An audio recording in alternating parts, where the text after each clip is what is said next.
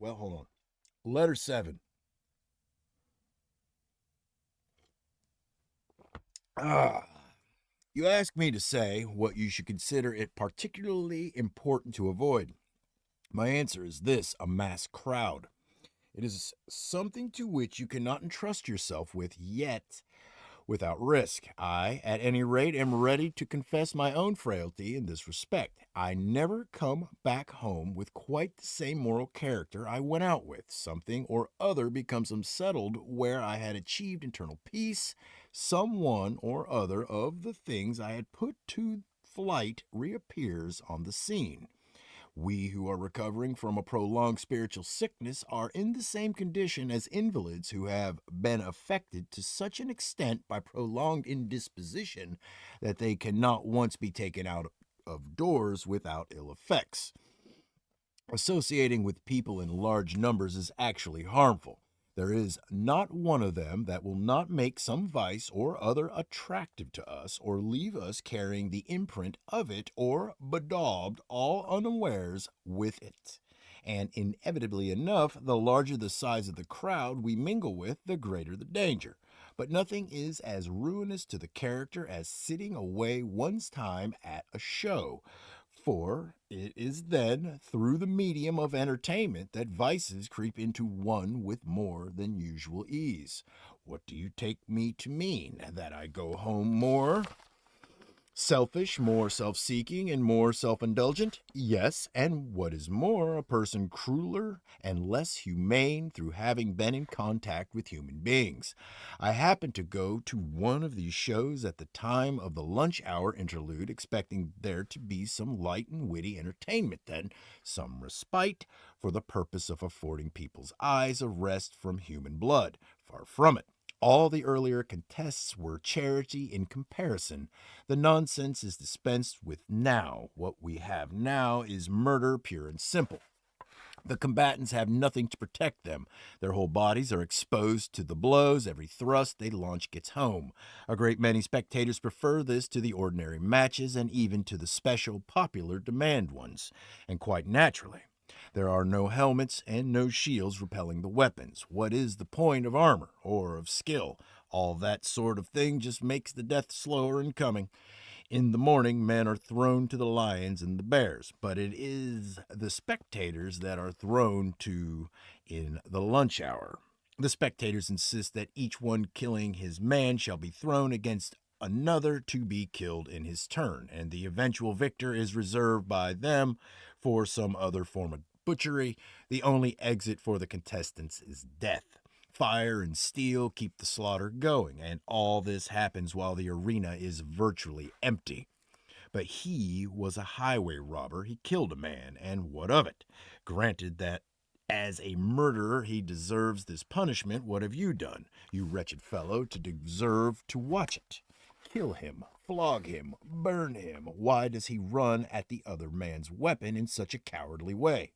Why isn't he less half hearted about killing? Why isn't he a bit more enthusiastic about dying? Whip him forward to get his wounds.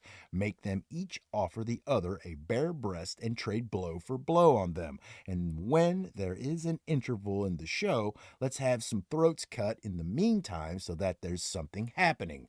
Come now, I say, surely you people realize, if you realize nothing else, that bad examples have a way of recoiling on those who set them. Give thanks to the immortal gods that the men to whom you are giving a lesson in cruelty are not in a position to profit from it. When a mind is impressionable and has none too firm a hold on what is right, it must be rescued from the crowd. It is so easy for it to go over to the majority. A Socrates, a Cato, or a Laelius might have been shaken in his principles by a multitude of people different from himself. Such is the measure of an inability of any of us, even as we perfect our personality's adjustment, to withstand the onset of vices when they come with such a mighty following. A single example of extravagance or greed does a lot of harm. An intimate who leads a pampered life gradually makes one soft and flabby. A wealthy neighbor provokes cravings in one. A companion with a malicious nature tends to rub off some of his rust even on someone of an innocent and open-hearted nature. What then do you imagine the effect on a person's character is when the assault comes from the world at large? You must inevitably either hate or imitate the world, but the right thing is to shun both courses. You should neither become like the bad because they are many, nor be an enemy of the many because they are unlike you. Retire into yourself as much as you can. Associate with people who are likely to improve you. Welcome those whom you are capable of improving. The process is a mutual one. Men learn as they teach, and there is no reason why any pride in advertising your talents abroad should lure you forward into the public eye, inducing you to give readings of your works or deliver lectures. I should be glad to see you doing that if what you had to offer them was suitable for the crowd I have been talking about. But the fact is, not one of them is really capable of understanding you. You might perhaps come across one here and there, but even they would need to be trained and developed by you to a point where they could grasp your teaching. For whose benefit, then, did I learn it all? If it was for your own benefit that you learnt it, you have no call to fear that your trouble may have been wasted. Just to make sure that I have not been leaning solely for my own benefit today, let me share with you 3 fine quotations I have come across, each concerned with something like the same idea. One of them is by way of payment of the usual debt so far as this letter is concerned, and the other two you are to regard as an advance on account. To me, says Democritus, a single man is a crowd, and a crowd is a single man. Equally good is the answer given by the person, whoever it was, his identity is uncertain, who, when asked what was the object of all the trouble he took over a piece of craftsmanship, wait. Whoever it was, his identity is uncertain, who, when asked what was the object of all the trouble he took over a piece of craftsmanship when it would never reach more than a very few people, replied, a few is enough for me, so is one, and so is none. The third is a nice expression used by Epicurus in a letter to one of his colleagues. I am writing this, he says, not for the eyes of the many, but for yours alone. For each of us is audience enough for the other.